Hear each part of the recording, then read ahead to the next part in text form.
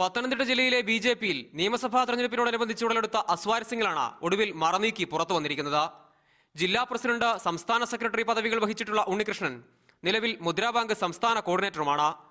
RSS നേതൃപദവികൾ കൈയടക്കിയതോടെ ഉണ്ണികൃഷ്ണനെ പദവികളിൽ നിന്ന് നീക്കിയിരുന്നു. ഇതോടെയാണ് വിമത നീക്കം ശക്തിപ്പെട്ടത്. പാർട്ടിയിൽ പ്രാഥമിക അംഗത്വം പോലുമില്ലാത്തവർ പാർട്ടി ഭരണഘടനയ്ക്ക് വിരുദ്ധമായി നേതൃപദവിയിലേക്ക് എത്തുകയും വർഷങ്ങളായി പ്രവർത്തിച്ചവർ പുറത്താവുകയും ചെയ്തു എന്നാരോപിച്ചാണ് ഉണ്ണികൃഷ്ണൻ ബി.ജെ.പിയിൽ കലാപക്കൊടി ഉയർത്തിയത്. ഇപ്പോൾ പാർട്ടിയിൽ നടക്കുന്ന ഈ ഒരു പുത്തൻ പ്രവണത, ഇതിനെതിരെ എന്നെപ്പോലെ തന്നെ ശക്തമായി വിയോജിപ്പുള്ള ആയിരക്കണക്കിന് പ്രവർത്തകന്മാർ കേരളത്തിലുണ്ട്. സോ ആയിട്ട് പ്രതികരിക്കാൻ ആരെങ്കിലും മുന്നോട്ട് വന്നു കഴിഞ്ഞാൽ ഭാരതീയ ജനതാ പാർട്ടി കേരളത്തിൽ വലിയ പ്രതിസന്ധിയിലേക്ക് മുന്നോട്ട് പോകും.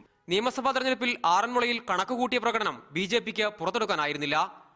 തിരഞ്ഞെടുപ്പ് ചുമതലകൾ പൂർണ്ണമായും ഏറ്റെടുത്ത് നടത്തിയത് RSS ആയിരുന്നു. നിയമസഭാ തെരഞ്ഞെടുപ്പിലെ ഫണ്ട് വിനിയോഗത്തെ സംബന്ധിച്ചും ആരോപണവുമായി ഒരു വിഭാഗം രംഗത്തുണ്ട്. ബി.ജെ.പി മുൻ സംസ്ഥാന അധ്യക്ഷൻ വി മുരളീധരന്റെ വിശ്വസ്തൻ കൂടിയാണ് AG ഉണ്ണികൃഷ്ണൻ. ഉടൻ നടക്കാനിരിക്കുന്ന പാർട്ടി കീഴ്കമ്മിറ്റികളുടെ പുനഃസംഘടന കൂടുതൽ അസംതൃപ്തിക്ക് വഴിതെളിച്ചേക്കുമെന്നാണ് വിലയിരുത്തൽ. സജോ ദേവസ്യ, മീഡിയ 1, പത്തനംതിട്ട.